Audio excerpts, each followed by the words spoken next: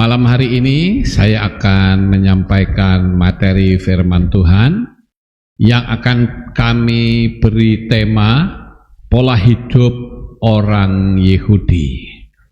Namun sebelumnya saudara, saya akan memberikan atau membacakan kesaksian dari Paula yang tinggal di Manado. Ini ada fotonya, tapi saya sudah keburu ke Kehilat, nanti bisa dilihat di channel Lukas Sutrisno. Saya bacakan ya. Shalom Papi Lukas dan shalom jemaat semua. Sekarang Paula sudah tinggal dan menetap di Manado, Sulawesi Utara. Paula ingin berbagi tentang kuasa Bapa Yahweh sungguh luar biasa dalam setiap hidup kita. Ada tulisan yang sangat menarik, pernah saya baca, yang membuat kita dewasa adalah masalah, dan yang membuat kita kuat adalah doa, serta yang menjadikan hidup kita bahagia adalah bersandar sepenuhnya kepada Tuhan. Bapak Ibu yang dikasihi Tuhan Yesua, sudah 4 bulan yang lalu suami saya telah dipanggil Tuhan ke Shamayim, dan saat ini saya hidup sendiri. Mulanya saya sungguh tidak terima dan protes sama Bapak Yahweh, tapi itulah kehidupan. Kita harus menjalani dengan berserah kepadanya. Kami berdua menjalankan hari demi hari di rumah yang baru hampir 8 tahun. Beliau sangat bahagia dan kesehatannya semakin baik. Saya senang sekali, tetapi akhirnya Tuhan punya rencana yang berbeda dengan saya. Singkat kata, 2 bulan setelah bepergian kekasih tercinta, tepatnya tanggal 21 Maret 2003 pukul 9.30 pagi WITA, di kota Manado terjadi musibah air hujan yang tercurah terus-menerus selama 3 hari, sehingga mengakibatkan banjir dan longsor di mana-mana. Semua sungai-sungai dan anak-anak sungai tercurah dan meluap. Rumah-rumah di daerah tertentu benar-benar terendam. Bahkan mobil-mobil terseret ke sana ke sini. Tanah longsor juga mewarnai kejadian musibah waktu itu, termasuk kediaman saya di desa. Tak ayal juga kena longsoran tanah yang lumayan besar dan merusak dinding belakang rumah kami. Saat itu semua orang ada di rumah masing-masing, termasuk saya sedang membuat catatan untuk khotbah singkat mengawali doa pagi di hari Senin yang akan datang melalui Zoom dengan Kehilat Pondok Daud di Jakarta pukul 5 pagi WIB. Jadi saya lagi persiapan membuat bahan yang akan diuraikan nantinya. Di luar masih turun hujan, tiba-tiba brak, kursi dan meja di mana saya sedang bekerja bergeser ke samping. Semua barang-barang bergeser dengan cepat ke samping.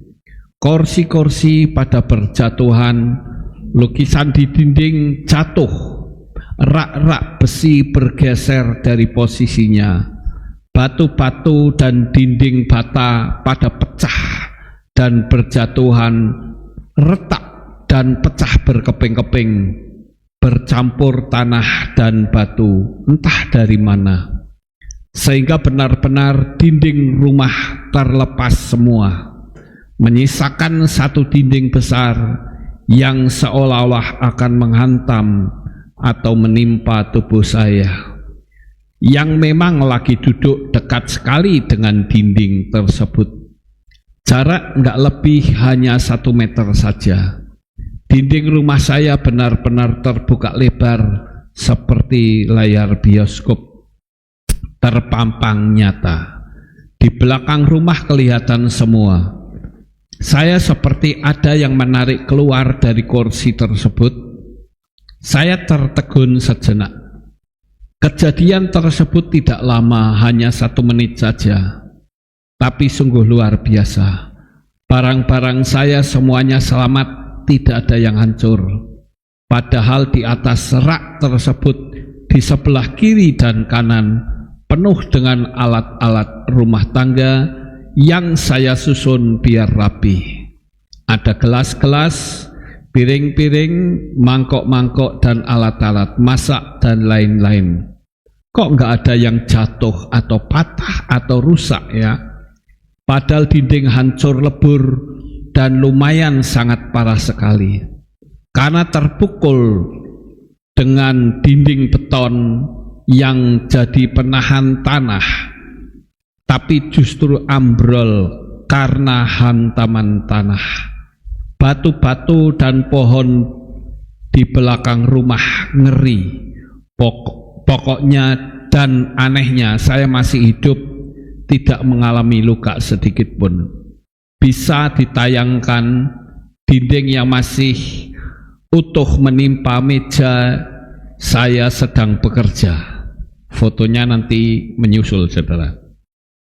Lumayan besar dan masih utuh. Untung ada meja sebagai penahan tubuh saya, dan itu pun mejanya hanya rusak di bagian ujungnya saja, mengakibatkan kaca meja menjadi pecah atau retak, tapi sama sekali tidak menimpa saya. Posisinya sama sekali tidak jatuh berkeping-keping. Sungguh aneh, pikirku dalam hati. Sesaat saya tertegur menyaksikan kuasa Bapa Yahweh menolong saya saat itu. Setelah saya berdoa dan bersyukur atas keselamatan yang saya terima, akhirnya saya menghubungi saudara saya dan kepala desa.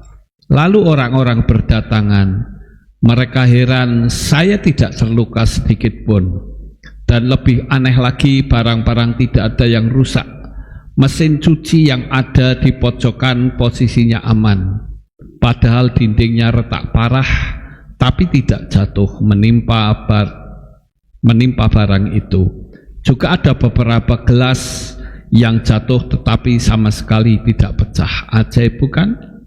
Saya senantiasa bersyukur dan bersandar hanya dengan pada belas kasihan dari Bapa Yahweh. Apapun yang kita hadapi dalam kehidupan ini, percayalah ada Roh Kudus yang senantiasa menemani kita dan senantiasa menjaga kita bila kita melekat pada kuasa kasih-Nya. Di dalam kitab Tehillim 68 atau Mazmur pasal 68 ayat 19-20 tertulis, diberkatilah Tuhan yang hari demi hari memikul beban kita. Dialah Elohim keselamatan kita. Elohim bagi kita adalah yang menyelamatkan. Haleluya, amin. Ya, itulah kesaksiannya, saudara. Cukup luar biasa, karena kita tahu bahwa pertolongan Tuhan itu selalu tepat waktu. Sekarang kita akan belajar pola hidup orang Yahudi.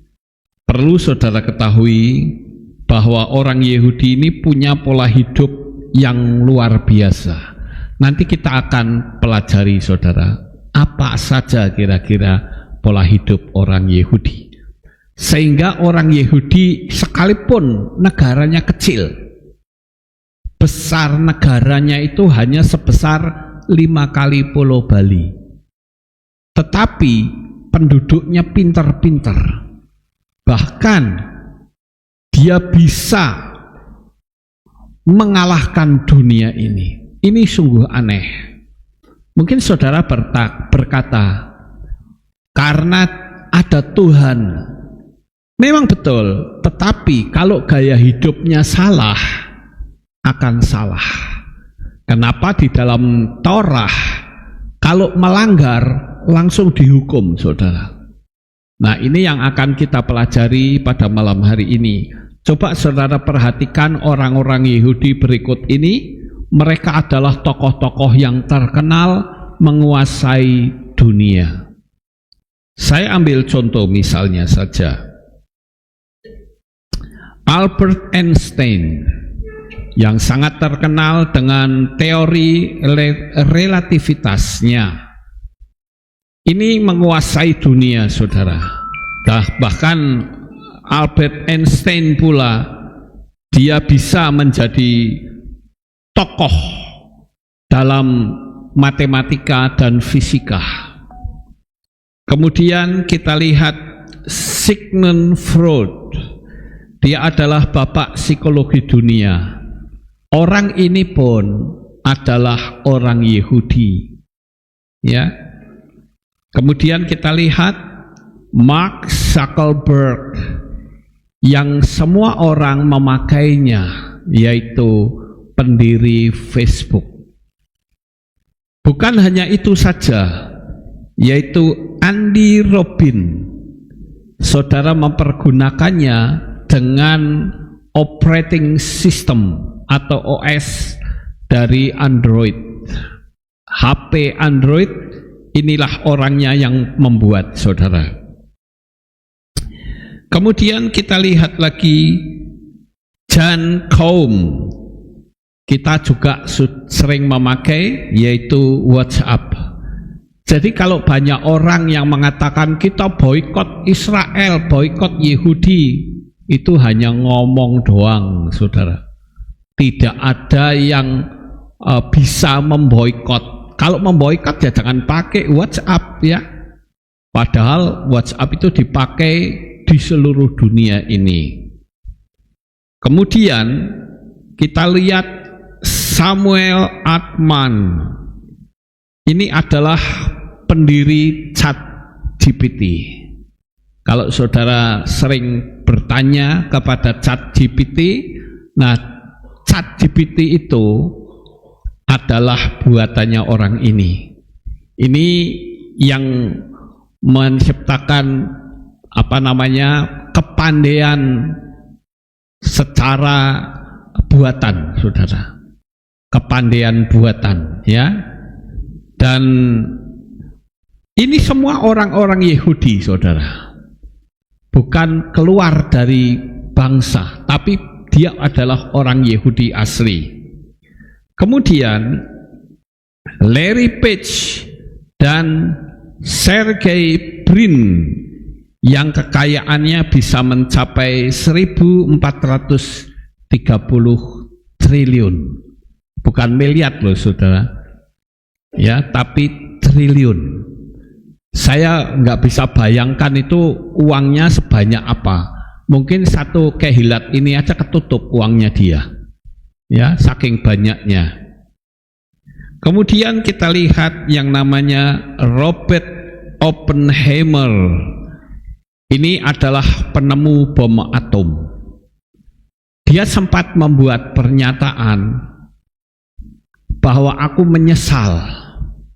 Aku menciptakan bom atom ternyata untuk membunuh manusia.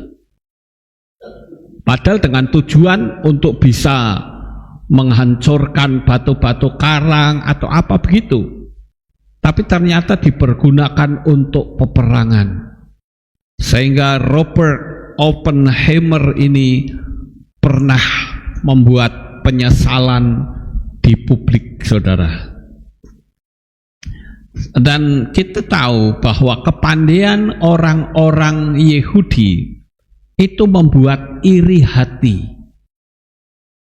Dan kita tahu orang Yahudi itu pernah dibantai oleh Hitler. Hitler itu berhasil membunuh 6 juta orang Yahudi dari tahun 1933 sampai 1945. Apa yang mungkin saudara akan bertanya, apa sebetulnya yang membuat Hitler itu begitu benci kepada orang Yahudi?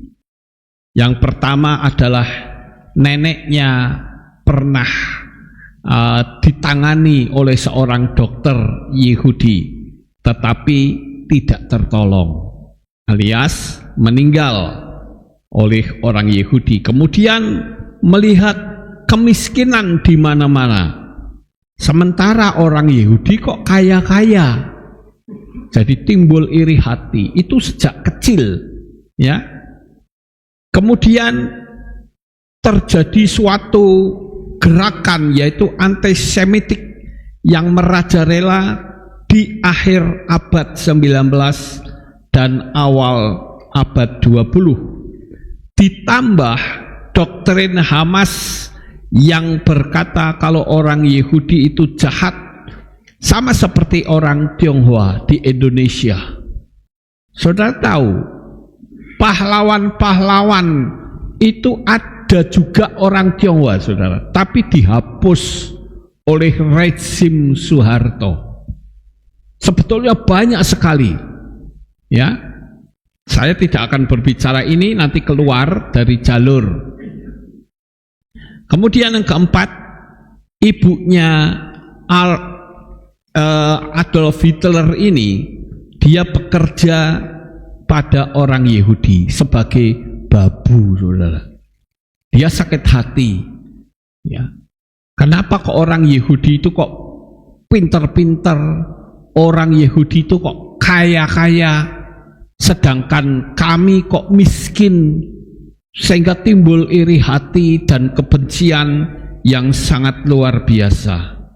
Yang kelima, saudara, dia melancarkan program etanasia, yaitu Euthanasia Program and Action T4, yaitu membantai lansia dan penyandang cacat karena dianggap sebagai beban negara. Kalau di sini orang lansia itu dipelihara, ya, kalau anaknya tidak bisa memelihara dibawa ke rumah jompo, tapi ternyata di Jerman tidak begitu, saudara.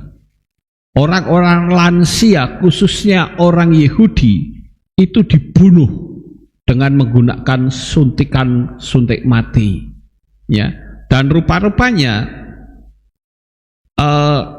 Hitler ini, ya, tepat tanggal 19 Agustus 1939, Nazi itu membantai anak umur 3 tahun ke bawah di seluruh Jerman, ya. Akhirnya itu juga meluas sampai kepada orang dewasa. Kita juga melihat camp konsentrasi yang dibuat oleh Hitler, yaitu di mana satu tempat yang cukup terpencil, kalau nggak salah di Polandia, saudara, ya, di Auschwitz. Itu pembantaiannya mengerikan sekali, ya. Kalau saudara lihat di YouTube, ada orang yang jalan-jalan ke sana, wisata ke Auschwitz, ya, itu mengerikan tempatnya, saudara. Dan pasti orang yang pergi ke situ bisa mencucurkan air mata. Di Museum Israel di Yad Vashem, saya pernah masuk dua kali atau 3 kali, ya. Itu tidak mungkin kalau saudara masuk situ tidak bisa menangis, saudara. Saya melihat anak-anak umur 6 tahun, 9 tahun dibantai habis-habisan dengan menggunakan gas beracun. Belum lagi perutnya disobek dan dijadikan sebagai kap lampu. Cukup mengerikan sekali. Anak-anak dibunuh, orang tua juga dibunuh, siapa saja, pokoknya yang namanya Yahudi harus dibunuh. Dan target Hitler pada waktu itu adalah 9 juta, saudara. 9 juta orang Yahudi. Tapi dia dapat 6 juta orang Yahudi. Wakilnya saja, Yosef Mengele, itu mencatat sejarah. Dalam beberapa jam saja dia membantai 500.000 orang. Kemudian dibikinkan lubang yang besar pakai bulldozer dan orang diuruk di situ. Sekali waktu kalau saudara pergi ke Israel, saudara masuk ke Yad Vashem akan melihat pemandangan yang cukup luar biasa, saudara. Kemudian doktrin Hamas ini juga sampai ke negara-negara lain, khususnya yang minim pengetahuan, seperti Vietnam.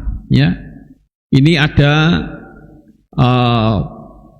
orang Yahudi di pertengahan Juni tahun 2024, orang Yahudi yang bernama Daniel dan Rachel diusir dari resto di Hanoi, Vietnam.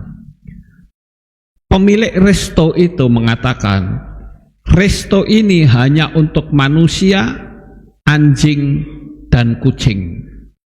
Sedangkan orang Yahudi tidak dianggap sebagai manusia. Sangat mengerikan sekali, saudara. Orang-orang sudah sedemikian benci tanpa tahu apa dan kenapa dia membenci. Yang penting dia terdoktrin oleh Hamas bahwa orang Yahudi itu jahat. Nah, sekarang terlepas dari tuduhan-tuduhan mereka, saya tertarik untuk melihat kenapa orang Yahudi ini bisa memiliki kehidupan yang luar biasa, saudara. Dia pinter-pinter dan kaya-kaya. Ini kenapa, saudara? Sementara bangsa-bangsa lain tidak seperti itu. Nah, kita akan melihat di zaman dulu, saudara, ada seorang doktor yang namanya Stephen Carleon, itu melakukan penyelidikan selama 3 tahun di berbagai rumah sakit dan menjalani housemanship dan menemui orang-orang pintar, dan hasilnya sangat mencengangkan. Ini layak untuk kita contoh, saudara, bagaimana kehidupan orang Yahudi ini bisa membuat bangsanya menjadi bangsa yang cerdas dan memiliki kekayaan yang sangat luar biasa. Kita akan coba selidiki atau lihat penyelidikan dari Dr. Stephen Carleon ini. Yang pertama, orang Yahudi itu makan makanan kosher secara ketat. Beda dengan bangsa-bangsa lain. Makan udang, makan babi, makan macam-macam, saudara, yang dilarang oleh kitab suci. Tapi orang Yahudi, dia memiliki makanan yang kosher itu secara ketat. Bahkan kalau sampai makan itu tidak kosher, itu akan disingkirkan dari komunitas mereka. Makanya kalau ada pendeta yang mengatakan setelah zaman Yesua, zaman gereja-gereja, sudah tidak ada makanan kosher-kosheran, ya, mau makan babi pun boleh, mau makan cumi udang juga boleh. Ini pernyataan dari pendeta-pendeta. Bahkan dia katakan, kalau dulu saya tidak makan babi, sekarang saya makan babi dan babi itu harum dan enak. Ini kan lucu, saudara, tidak sesuai dengan kitab suci, ya. Jadi orang Yahudi itu sampai hari ini, sekali lagi saya katakan, sampai hari ini makan makanan kosher. Kalau saudara pergi ke Israel naik pesawat, dulu kalau nggak salah saya pernah ke Israel itu naik pesawat SQ, ya, Singapore Airlines. Itu ada makanan kosher, saudara. Bagi orang Yahudi, makanan itu tidak cari enaknya, tapi cari sehatnya. Makanya beda dengan Indonesia, ya saudara. Kalau Indonesia cari enaknya, ya. Makanya kalau saudara pergi ke negara-negara lain, pasti punya kerinduan untuk kembali ke Indonesia karena makanannya enak-enak, ya saudara. Sedangkan di luar negeri itu enggak, apalagi di Israel. Ada orang yang tanya sama saya, Pak, kalau ke Israel itu makanannya enak enggak? Saya katakan enggak enak, ya. Kalau saya boleh katakan masih enak makanan Indonesia, jauh sekali, saudara. Pernah kami dibawa ke restoran Chinese food, ya Chinese foodnya minta ampun rasanya, saudara, enggak enak sekali, ya. Katanya Chinese food tapi cemplang, enggak karu-karuan, ya, enggak enak pokoknya, ya. Itu sebabnya kita selalu punya kerinduan untuk kembali ke Indonesia, ya. Kalau Indonesia, saya jamin makanannya enak-enak. Kita juga bisa bebas makan gorengan. Nah, kalau di sana enggak ada, saudara. Mau cari gorengan di mana? Ya, kalau di Indonesia ya kita keluar rumah cari gorengan ada, mau tempe tahu atau pisang goreng, bakwan itu banyak sekali, saudara. Saudara cari di luar negeri nggak ada, di Amerika, di Korea nggak ada, saudara. Keluar cari gorengan jualan di pinggir jalan gitu nggak ada, kecuali hanya di Indonesia yang bebas. Kita lihat yang kedua. Nah, ini kebalikan, saudara. Kalau orang kita, kalau makan buah itu mesti belakangan, saudara. Betul tidak? Ya, makan nasi dulu, kemudian makan buah. Ngomongnya apa? Cuci mulut. Ya, cuci mulut ya pakai air toh. Ya, cuci mulut kok pakai buah. Tapi beda sekali dengan orang Israel, saudara.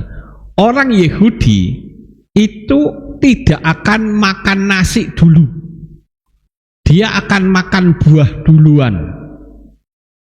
Tentu saja masing-masing punya alasan, ya, kenapa harus makan buah dulu. Dan saya tidak akan menerangkan panjang lebar kenapa harus makan buah dulu. Tapi singkatnya adalah kalau makan buah dulu, maka di perut itu lebih mudah membusuk terlebih dahulu. Sedangkan untuk makanan itu nanti belakangan. Ya, jadi beda sekali, saudara. Nah, kalau kita kadangkala kalau sudah makan, kalau belum ada buahnya tidak lengkap. Bahkan kalau acara manten, ya, kalau buahnya belum keluar, belum pada pulang, atau es krim, mesti begitu, saudara. Tapi sekali lagi ini beda dengan orang Israel. Nah, sekarang kita melihat ini yang penting, saudara, yaitu persiapan sebelum melahirkan. Nah, ini perlu dicontoh oleh orang-orang yang ada di Indonesia, ya. mereka akan memperdengarkan musik lembut pada bayi yang ada di dalam kandungan. Saya coba untuk cari tahu musiknya itu musik apa. Ternyata mereka menggunakan musik klasik, saudara. Kayak Beethoven, pakai headphone ditempel di perut, saudara. Sekalipun perutnya besar, nggak apa-apa. Dan menurut mereka, dengan menempelkan headphone itu terjadi rangsangan kepada bayi yang ada di dalam kandungan. Jadi bayi itu akan sangat nyaman sekali. Bayi itu akan merasa bahwa aku itu hidup dalam dunia kelembutan, saudara. Ya, bukan musiknya itu bukan musik rock ya, saudara. Bukan musik dangdut atau musik pop ya, tapi musik klasik, dan itu hanya instrumen saja. Ya. Coba bagi saudara yang saat ini sedang hamil atau mengandung, boleh dicontoh pola ini, saudara. Ya, ditempelkan. Ini juga rahasia sampai kenapa bayinya itu pinter-pinter, saudara. Ya, tidak lelet dalam berpikir, tapi cerdas. Kita lihat yang selanjutnya. Ngajak bicara pada janin dan menghindari kepahitan hati dan kebencian, atau tidak menyukai orang lain, agar anak tidak punya perangai kejam dan punya roh pemberontakan kepada keluarga atau orang lain, bersikap ramah kepada orang lain. Jadi orang yang hamil itu diajak ngomong, saudara. Kalau dipikir, wah gila ini, mosok bayi di dalam kandungan diajak ngomong, tapi kenyataannya itu bisa terangsang bayinya, saudara. Diajak ngomong, kamu pinter ya, misalkan dikasih namanya siapa, misalnya Michael atau Yanto atau Jono. Sebelumnya disiapkan dulu nama, kemudian sambil dijamah perutnya, diusap begitu, sambil mengatakan, anakku kau pandai, kau cakep sekali, kau luar biasa. Nah, di samping itu, saudara, rupanya khusus untuk ibunya itu tidak boleh punya kepahitan hati. Kepahitan hati terhadap siapapun, ya, tidak boleh dia membenci orang lain, karena ternyata bayinya itu kelak bisa menjadi pemberontak, ya, bisa menjadi orang yang kejam. Jadi jangan heran kalau bayi-bayi non-Yahudi itu banyak kejam, saudara. Ya, nanti kalau sudah gede sedikit pemberontakannya kuat. Itu rupa-rupanya pada waktu si ibu itu hamil, dia tidak menjaga hati. Kemudian juga kita melihat misalnya si ibu sedang hamil tetapi bertengkar dengan suami, bertengkar dengan mertua, bertengkar dengan orang tua atau orang lain, itu berbahaya sekali, saudara. Ya, dan itu bisa mengakibatkan, sekali lagi, bayi yang ada di dalam kandungannya itu memiliki perangai yang sadis, ya, memiliki perangai yang kejam. Ya. Oleh karena itu saya menghimbau kepada ibu-ibu hamil dimanapun, ya, agar menjaga. Nah, ini juga akan bisa menambah IQ bayi itu menjadi cerdas, menjadi pintar, saudara. Karena ditanamkan terus roh kelembutan, baik kepada dari orang tuanya maupun dari ibu sendiri, ibu yang hamil. Ya kalau mau coba boleh saja, kalau misalkan ibu lagi hamil kepahitan terus sama orang, penuh dengan kebencian, coba lihat. Nanti anaknya ya umur 3 atau 4 tahun akan memberontaknya kuat sekali, saudara.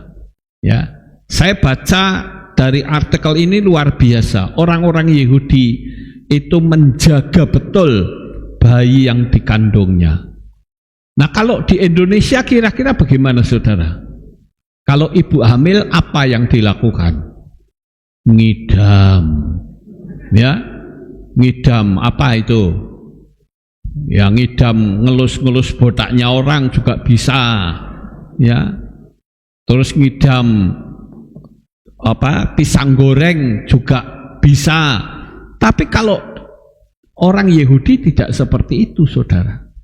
Tapi dia betul-betul menjaga kandungannya untuk hal-hal yang lebih bermanfaat. Biasanya kan orang hamil itu malas, saudara. Malasnya luar biasa, cuma tiduran, nggak mau kemana-mana, ya. Sehingga anaknya nggak pinter. Saya masih ingat waktu istri saya mengandung, itu sampai jauh malam dia kerja terus, saudara. Sampai saya bilang, "Mbok wis sih, enggak usah dikerja dulu." Enggak, saya tetap akan bekerja. Waduh, saya sing lihat aja kasihan. Ya. Itu karena apa?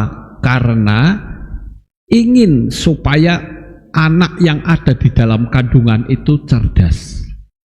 Ya. Kalau di Indonesia mungkin bilang, "Oh, jangan makan es atau jangan makan nanas supaya tidak gugur." Bisa seperti itu. Tapi yang terpenting itu kan secara fisik, saudara. Yang terpenting adalah secara roh. Apa jadinya seorang ibu yang hamil tetapi penuh kebencian, melihat orang nggak suka, membenci orang lain, itu akan transfer kebencian itu kepada janin yang ada di dalam kandungan. Bahkan bisa jadi, maaf kata, anaknya cacat, saudara. Hati-hati, saudara. Makanya saya melihat ada ibu yang hamil, kok anaknya tangannya nggak ada satu misalnya, atau kakinya nggak ada satu, atau kalau dia kembar siam, tempelan gitu. Bisa jadi karena ada kepahitan hati. Ya coba saja kalau suami istri bertengkar, saudara, sementara sedang hamil, lihat saja. Saya pernah melihat ada orang yang hamil, suami istri ribut terus sampai dia melahirkan. Saya melihat anak itu penuh pemberontakan. Dia tidak sayang dengan orang tua, dia tidak sayang dengan keluarga. Ya, jadi perlu kita ketahui, si ibu akan belajar matematika dan fisika sehingga akan melahirkan anak yang cerdas. Nah, ini penting, saudara. Si ibu akan belajar matematika. Ini kebiasaan orang Yahudi. Ya, ketika sang ibu itu sedang hamil, dia akan beli buku matematika, walaupun itu dasar, nggak apa-apa. Tapi si ibu akan ngerjakan soal-soal matematika, walaupun matematikanya itu ringan-ringan. Sehingga itu akan menstimulasi bayi itu menjadi anak yang cerdas. Coba saudara lihat, kalau di Israel itu bayi-bayi cerdas-cerdas saudara. Dia betul-betul luar biasa. Dia bisa mengerjakan soal-soal yang sulit. Karena sejak dari kandungan sudah diajari oleh ibunya melalui si ibu belajar matematika. Bukan seperti, maaf, di Indonesia. Kalau hamil isinya mitos melulu. Pasangi apa? Yang di sini tuh biasanya dipasangi pisau kecil, saudara. Orang nyogok lah, gugur, saudara. Ditempelin pisau kecil. Di Israel enggak seperti itu. Ya. Di Israel itu lebih banyak mengarah kepada logika daripada mitos-mitos yang enggak kepake. Buktinya waktu istri saya mengandung enggak ada tuh tempelin pisau kecil atau apa, enggak ada seperti itu, saudara. Ya. Jadi si ibu itu akan belajar matematika. Kemudian untuk makan sendiri, baik ibu hamil maupun umum, itu tidak makan ikan dengan daging. Lah kalau di Indonesia ini ada yang namanya ikan sapi, juga makan kacang badam dan kurma secara bersamaan. Saudara pernah dengar nggak di Magelang ini ada ikan sapi gitu? Saya pernah dengar berkali-kali, saudara. Makan ikan sapi, saya bingung lah. Ikan itu ya iwak, saudara. Sapi itu ya sapi. Nek ikan sapi dicampur ya jadi begini. Tubuhnya ikan, kepalanya sapi, saudara. Ya ini sekedar joke saja. Padahal nggak ada itu ikan yang bentuknya gitu, nggak ada, saudara. Itu kan rekayasa foto saja supaya saudara ngerti bahwa di Israel orang akan makan ikan tanpa kepala. Ya, kalau di luar itu akan makan ikan kepala dengan kepala. Ya, tapi di Israel tidak. Di Israel makannya ikan tidak campur dengan daging. Ikan ya ikan saja, daging ya daging saja. Ya, kalau ikan dicampur daging itu dianggap tidak kosher, saudara.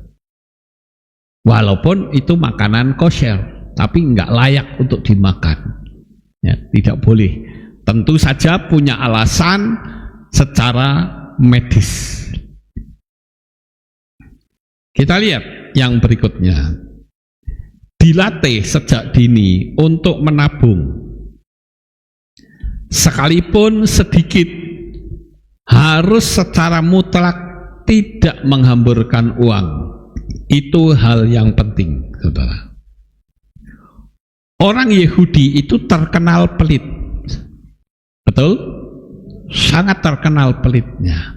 Tetapi orang Yahudi itu terkenal murah hati luar biasa.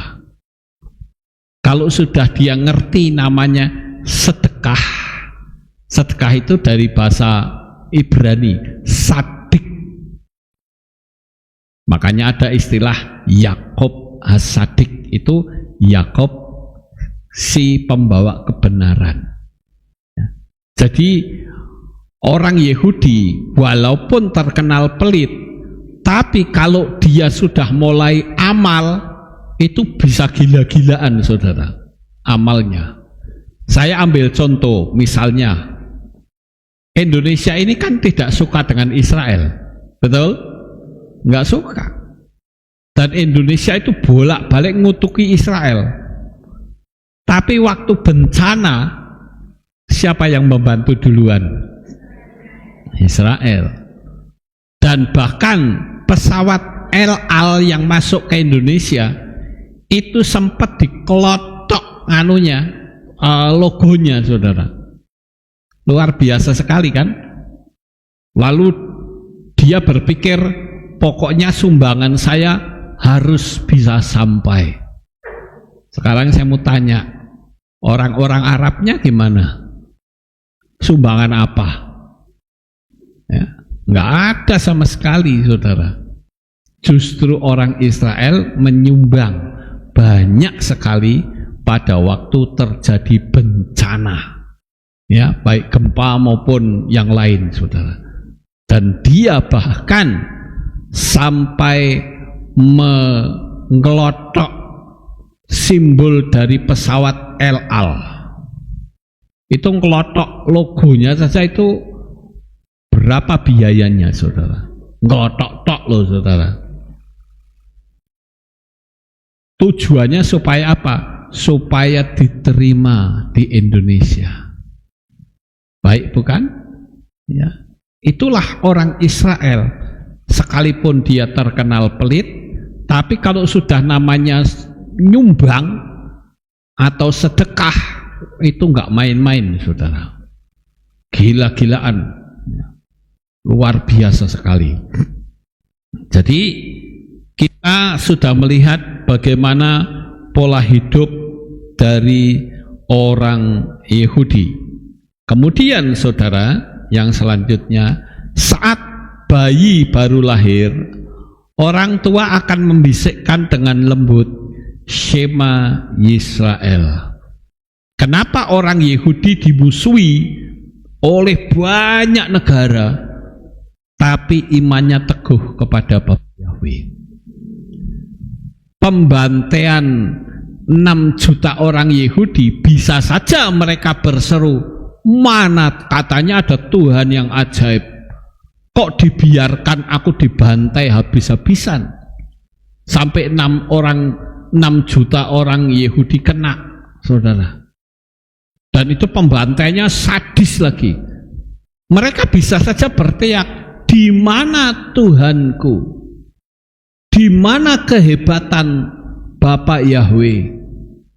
Tapi sekalipun dibantai, imannya tidak pernah goyah, saudara.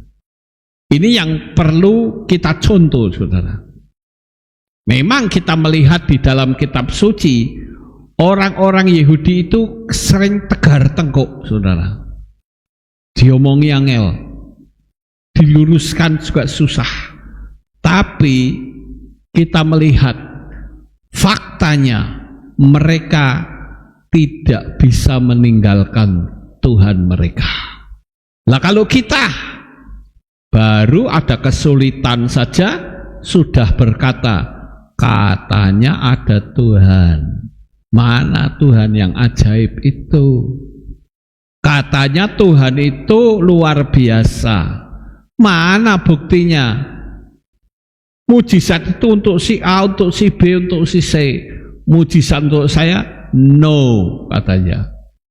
Tapi tidak demikian dengan orang Yahudi. Orang Yahudi sekali dia percaya Bapa Yahweh, dia akan bertahan. Ya, memang ada orang Yahudi yang sampai pindah agama, itu Yahudi yang keseretan, saudara. Ya. Tapi kalau Yahudi yang benar-benar ngerti firman Tuhan, dia akan berpegang teguh kepada Tuhan. Ya.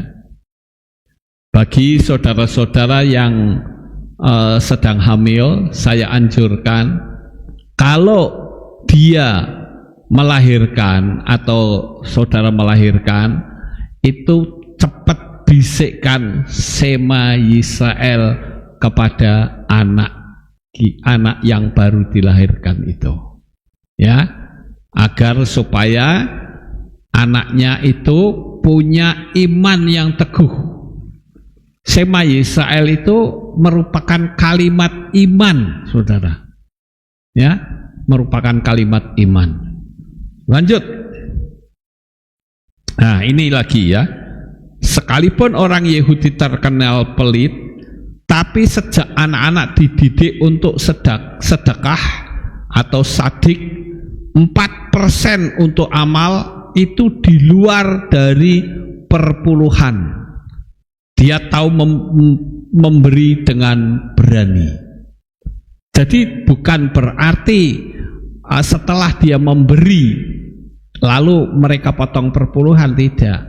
Perpuluhan tetap jalan terus, saudara. Tetapi untuk berkat lain yang dia terima, 4%-nya dipakai untuk sedekah.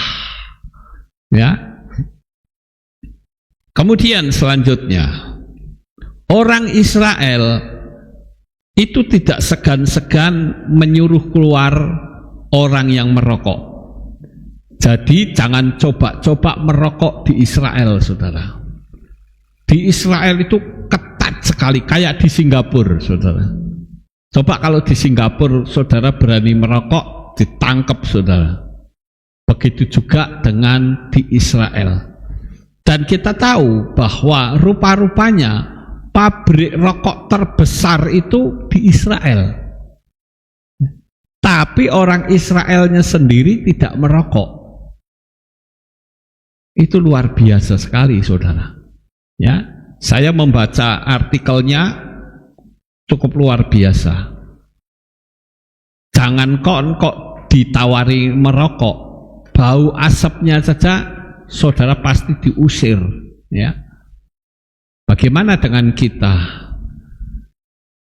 Orang-orang Israel berpikir bahwa tubuh kita itu bait Roh Kudus, tidak boleh dikotori dengan rokok, saudara. Jadi saudara kalau ke Israel tidak melihat orang merokok di jalanan, nggak pernah ada, saudara. Karena kalau ada ketahuan pasti ditangkap, ya. Kemudian selanjutnya, di sekolah-sekolah diwajibkan bermain olahraga, ya, dan olahraga yang dipakai oleh orang Israel itu adalah memanah, menembak, dan lari. Pasti dalam cabang olahraga yang lain di sekolah ada juga, saudara, seperti main bola dan sebagainya. Tapi yang utama itu memanah, menembak, dan lari. Saya nggak tahu apa alasan mereka belajar memanah. Kalau belajar menembak itu orang banyak menafsirkan untuk bela negara. Ya, kalau anak-anak sekolah di Israel itu wajib menjalani kegiatan militer kayak tentara. Makanya jangan heran kalau saudara pergi ke Israel itu tentaranya cantik-cantik, saudara. Tentaranya juga ganteng-ganteng, tinggi-tinggi besar, ya. Itu karena waktu sekolah mereka diwajibkan ikut militer, wajib militer untuk bela negara. Nah ini satu lagi lari, ya. Nggak tahu lari itu tujuan untuk apa, untuk kabur kali, ya, untuk melarikan diri, ya. Pokoknya dia diajari 3 mata olahraga, itu memanah, menembak, dan lari itu menjadi kewajiban, ya. Kemudian lanjut, rata-rata orang Yahudi itu menguasai 3 bahasa, saudara. Baik bahasa Ibrani, bahasa Inggris, dan bahasa Arab. Belum lagi tour leader biasanya akan belajar bahasa lain seperti Indonesia, Itali, dan lain-lain, Jepang, Cina, ya. Makanya jangan heran kalau saudara pergi ke Israel, ada banyak orang Israel yang bisa berbahasa Indonesia, sekalipun bahasanya mereka terbatas, tapi dia belajar bahasa Indonesia. khususnya tour leader, saudara. Orang Palestinanya juga belajar bahasa Indonesia. Mereka kalau jualan itu, orang-orang Palestina itu kalau jualan, wah ngeri sekali, saudara. Mereka desak kita, ibu-ibu, ini murah ibu-ibu, $1 katanya, $1. Wah, didesak. Dan kita kadang dicungi, sudah itu dipegangin, tapi tetap disuruh bayar, saudara. Itu kebiasaan orang-orang di Israel. Biasanya tour leader itu akan merekomendasikan, kalau kamu mau belanja, jangan di jalanan, tetapi pergi ke toko. Dia pergi ke toko-toko souvenir atau toko-toko yang terkenal murah, ya, bisa dapat. Oleh karena itu, saudara, sekali lagi, orang-orang Yahudi itu kegiatan anak sekolah itu untuk belajar, saudara. Nggak tahu di Indonesia berapa bahasa, saudara. Kalau di sini paling bahasa Jawa. Bahasa Jawa pun ngoko, saudara. Kasar bahasanya. Kalau diajak bicara model kromo inggil, wah nggak ngerti anak-anak sekarang, saudara. Ya. Tapi kalau orang Ibrani, dia melestarikan. Yang pertama itu bahasa Ibrani, jelas bahasa ibu, kemudian bahasa Inggris, dan bahasa Arab. Jadi kalau saudara pergi ke Israel, nggak akan saudara bingung, karena mereka diajak ngomong bahasa Inggris, mereka bisa, mereka senang berbicara, ya. Beda dengan orang Perancis, saudara. Sorry kalau saya mengatakan, orang Perancis itu sangat sulit diajak ngomong, saudara. Ngomong bahasa Inggris juga nggak direwes, saudara. Nggak dianggap, ya. Pasti dia akan mengatakan, aku nggak ngerti, tapi pakai bahasa Perancis. Merasa bahasanya paling bagus, ya. Makanya waktu Menara Eiffel dibom, banyak yang nyokor, saudara. Karena orang Perancis itu sombong-sombong, ya. Walaupun pasti ada yang rendah hati, tapi hampir sebagian besar. Tapi kalau orang Israel, saudara ngajak ngomong bahasa Inggris, mereka layani, saudara. Bahkan mereka fasih berbahasa Inggrisnya, juga bahasa Arabnya, ya. Kemudian lanjut, rata-rata orang Yahudi itu bisa bermain biola, piano, dan alat-alat musik yang lain, sehingga sekalipun negaranya dalam konflik, tetapi tentara IDF tetap menyanyi. Saudara pernah lihat tentara IDF?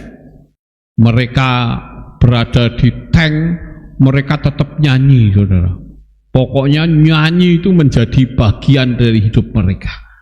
Karena dari sejak kecil mereka sudah dididik untuk bermain musik, ya. Dan musik wajib di Israel yang saya baca artikelnya untuk anak-anak sekolah yaitu biola dan piano. Itu harus, saudara. Itu menjadi kewajiban, walaupun bisa saja musik yang lain, misalkan drum, gitar, ya, keyboard, bisa. Tapi yang wajib itu piano dan biola, ya. Nah, saudara sudah melihat bagaimana gaya hidup orang-orang Ibrani. Terus selanjutnya, belajar menjadi keharusan di yeshiva, ya, atau sekolah umum, sehingga kepandaian anak-anak Amerika itu rata-rata 6 tahun ke belakang dibanding dengan anak-anak Israel, saudara. Saya sempat melihat satu artikel, ya, diadu kepandaiannya anak-anak Israel dengan Amerika ketinggalan 6 tahun. Nah, kalau sama Indonesia kira-kira berapa tahun ya, saudara?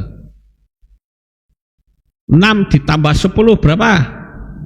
60, ya. 6 tambah 10, 60. 60 katanya. Ngeri nggak, saudara? 6 ditambah 10 jadi 60. Ibu kota Jawa Timur Yogyakarta. Nah, ini kan parah banget, saudara. Ya. Luar biasa sekali, saudara. Nggak tahu sing dipelajari itu apa di sekolah. Kok bisa naik, itu bingung saya. Ya. Jadi sekali lagi, anak-anak di Israel, khususnya ada 2 sekolahan, ya, sekolah umum dan sekolah yeshiva. Nah, biasanya sekolah yeshiva itu rata-rata yang mereka ajarkan itu bukan Torah, tetapi Talmud, saudara. Makanya banyak orang-orang yang ngerti, yang sudah percaya Yesua, mereka tidak membawa anaknya ke sekolah yeshiva. Yeshiva itu istilah di Indonesia pesantrennya Israel, saudara. Mereka akan membawa ke sekolah-sekolah umum. Nah, sekolah umum mereka mempelajari Torah, ya. Sedangkan di yeshiva kebanyakan mereka mempelajari Talmud. Makanya banyak orang Yahudi yang rambutnya kriwil-kriwil itu, mereka lebih kuat Talmudnya ketimbang Torahnya, saudara. Tapi sekarang ini rupa-rupanya sudah terjadi perubahan yang luar biasa. Orang yang rambutnya kriwil-kriwil, yang pakai topi koboi itu, ternyata sudah banyak yang percaya Yesua sebagai juru selamat. Ya, saya bersyukur. Kemudian kita lihat. Nah, ini ada namanya khutsbah. Khutsbah itu adalah pelajaran keberanian untuk berbicara. Anak-anak Yahudi berani berbicara di platform apapun. Juga berani untuk minta maaf, juga berani untuk negur. Itu anak-anak Ibrani, saudara. Kalau anak-anak sekarang disuruh bicara di panggung saja gemeter, nggak bisa. Saya masih ingat dulu waktu saya masih sekolah di STM, ada pelajaran bahasa Indonesia, disuruh berdiri saja di depan kelas untuk menerangkan, nggak berani saya, saudara. Bahkan setelah saya percaya Tuhan, waktu ketua kaum muda itu ngomong, ayo kita nyanyi sekali lagi, dan setelah itu saudara Lukas berdoa, itu pada waktu nama saya disebut, itu langsung gelap gulita, saudara. Aku mau ngomong apa? Bingung saya. Sehingga waktu itu saya hanya ngomong, Tuhan terima kasih dalam nama Yesus, gitu. Dulu kan masih pakai Yesus. Saya berdoa. Loh, ini doa apa, saudara? Tidak jelas, saudara. Materinya di dalam apa? Ya mbuh. Wong nama saya disebut langsung matanya gelap, saudara. Tidak bisa lihat apa-apa. Tapi kalau anak-anak Ibrani enggak begitu. Kecil-kecil dia sudah berani. Ya, itu yang namanya khutsbah. Itu pelajaran keberanian untuk berbicara, dilatih, ya. Anak-anak Ibrani berani bicara di platform apapun, ya. Juga berani minta maaf. Kalau sekarang kan enggak, saudara. Ayo minta maaf, enggak mau. makar saja minta maaf, nggak mau saudara. Juga berani untuk menegur. Dia melihat ada kesalahan, dia tegur dengan berani. Ya. Walaupun ini bisa dikonotasikan hal yang negatif, bisa saja. Agar supaya anak-anak atau orang dewasa punya keberanian yang positif, diharapkan seperti itu saudara. Itu pelajaran yang disebut dengan khutsbah. Itu melatih anak-anak untuk berani. Dan saya berharap kita sudah mempelajari tentang pola hidup orang Yahudi. Kita perlu mengambil bagian yang positif di dalamnya. Saya percaya kalau kita mau mempelajari dan mau mempraktekkan, kita punya kepandaian saudara. Mumpung masih anak-anak, dilatihlah mereka untuk berani. Terima kasih, sukses besar untuk saudara. Bapak Yahweh memberkati. Haleluya. Kita tunduk kepala, kita berdoa. Kami mengucapkan syukur dan terima kasih kepadamu Bapa. Pada malam hari ini kami sudah mendengarkan firman-Mu. Dan kami tahu bahwa Engkau adalah Tuhan yang ajaib, Tuhan yang maha kuasa, yaitu Yeshua HaMasyiah yang mendidik kami untuk menjadi seorang pemimpin, untuk kami berani menyatakan kebenaran kepada semua orang. Terima kasih Bapak Yahweh. Kami percaya kebenaran akan berada di atas segala-galanya. Dan kami akan mencontoh pendidikan dengan pola orang Ibrani. Terima kasih Bapak Yahweh. Inilah doa syukur yang kami naikkan di dalam nama Adonai Yeshua HaMasyiah. Kami sudah berdoa. Amin. Ada pengumuman? Oke. Kita akan dengar pengumuman. Shalom saudara, berjumpa kembali di Aleph Tal Update News. Berjumpa kembali di Aleph Tal Update News. Berikut kami sampaikan pengumuman untuk minggu ini. Bagi kaum wanita, mari datang dalam ibadah kaum wanita pada hari Jumat 6 Juni 2025 pukul 6 sore di Kehilat. Halo adik-adik dan seluruh peserta talent show divisi anak Aleph Tal Magelang. Jangan lupa datang dan dukung acara talent show divisi anak Aleph Tal Magelang pada hari Jumat 6 Juni 2025 pukul 9 pagi di Kehilat Aleph Tal Magelang. Akan ada banyak penampilan hebat dari teman-teman kita dan pastinya banyak door prize menarik yang bisa kalian dapatkan. Kami tunggu kehadiran adik-adik untuk bersama-sama bersuka cita. See you there and let's celebrate your talents together. Mengundang warga Surabaya dan sekitarnya untuk datang dalam acara persekutuan doa Aleph Tal Surabaya bersama Papi Lukas dan tim yang akan dilaksanakan pada hari Jumat 13 Juni 2025 pukul 6:30 malam di Surabaya Swiss Hotel. Mari bersama-sama muliakan Bapa Yahweh dan menikmati hadiratnya dengan penuh sukacita. Dalam rangka memperingati perayaan Shavuot, akan diadakan aksi sosial donor darah pada hari Minggu 15 Juni 2025 pukul 9 pagi sampai selesai di Kehilat. Demikian ini, sampai jumpa di Aleph Tal Update News selanjutnya. Yahweh memberkati. Baik saudara, saya membacakan ucapan terima kasih. Ini juga ada Baruk Dayan HMed, Bapak Widodo yang berusia 89, meninggal hari Selasa 3 Shalom saudara, Juni berjumpa kembali pukul 1:30 pagi dan telah dimakamkan di TPU Giriloyo tadi siang. Saya bersyukur Pak Widodo ini sedang dalam keadaan iman yang paling top, saudara. Saya kalau ada jemaat yang meninggal dalam keadaan imannya bagus, itu saya senang, saudara.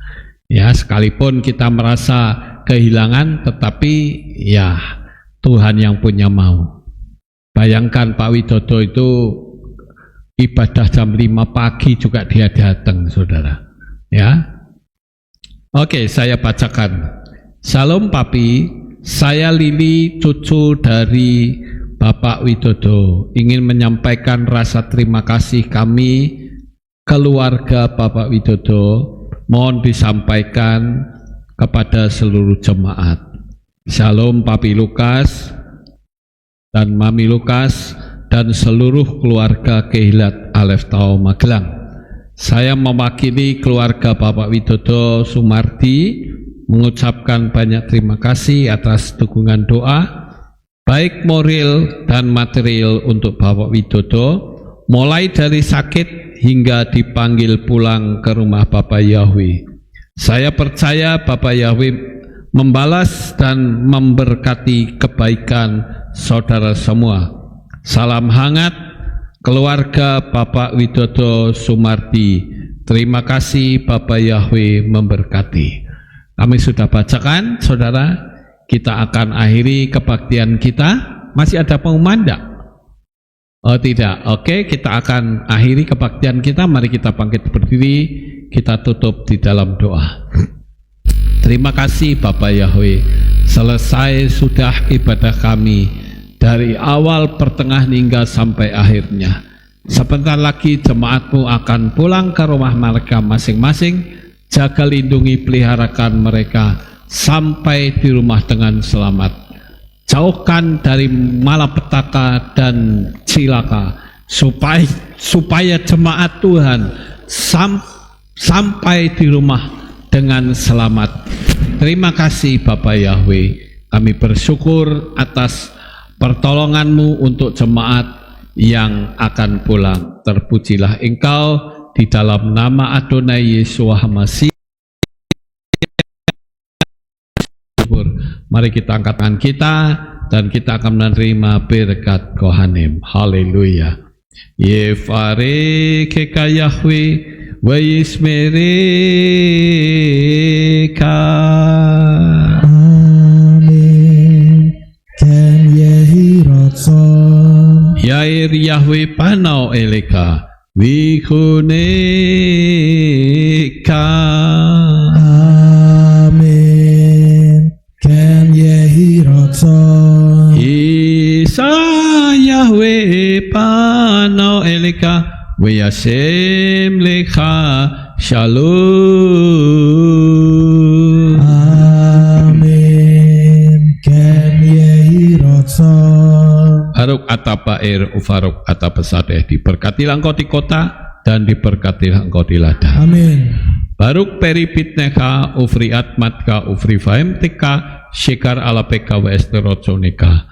Diberkatilah buah kandunganmu, diberkati hasil bumimu, hasil ternakmu, anak-anak lembumu dan anak-anak dombamu. Amin. Baruk tanaka umasyarteka, diberkatilah bakulmu dan tempat adonanmu. Amin. Baruk ata popoika ufaruk ata peseteka, diberkatilah engkau pada waktu masuk dan diberkatilah engkau pada waktu keluar. Amin. Baruk ata Yahweh Eloheinu meleka olam Shemis wahamasya warwa kodes kile olam faed. Kami sudah berdoa dan mengucap syukur. Haleluya. Amin. Amin.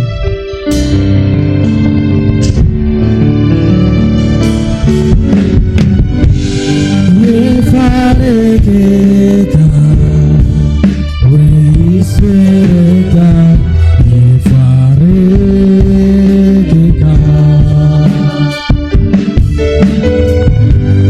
Yair Yahweh, Panaweleka, Wikuneka. Yefareketa, Weismereka, Yefareketa.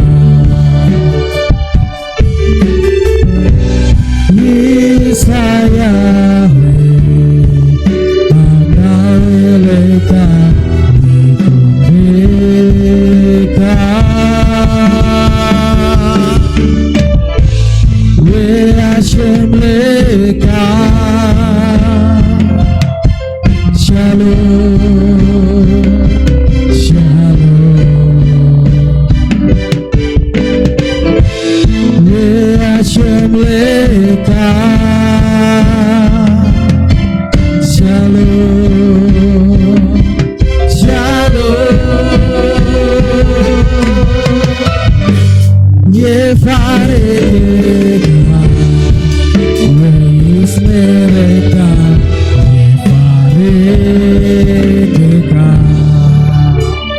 Selamat malam, selamat pulang. Bapak Yahweh memberkati.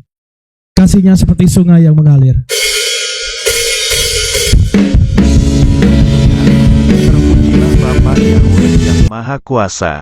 Terima kasih atas kehadiran Bapak Ibu Saudara sekalian dalam ibadah bersama kami di Kehilat Alef Tau Magelang.